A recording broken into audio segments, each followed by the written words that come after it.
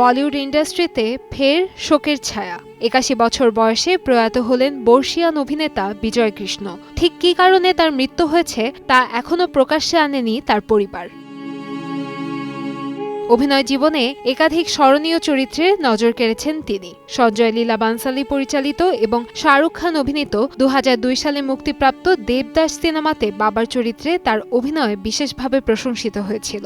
সংযত অভিনয় ও ব্যক্তিত্বময় উপস্থিতি তাকে দর্শকের মনে স্থায়ী জায়গা করে দেয়। মহেশ দত্তানী রচিত ড্যান্স লাইক আ ম্যান নাটকে টানা ২৫ বছর অভিনয় করেছেন বিজয়। পরবর্তীতে এই নাটক অবলম্বনে নির্মিত চলচ্চিত্রে জাতীয় পুরস্কারও অর্জন করেন তিনি।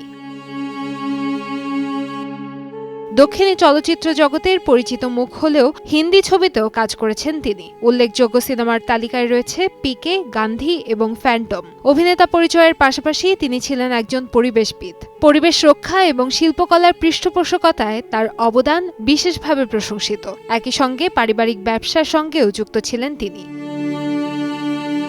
পর্দা ও মঞ্চ দুই ক্ষেত্রে সমান দক্ষতায় নিজের ছাপ রেখে গেছেন বিজয় কৃষ্ণ। তার প্রয়াণে শোকস্তব্ধ চলচ্চিত্র ও নাট্যজগৎ।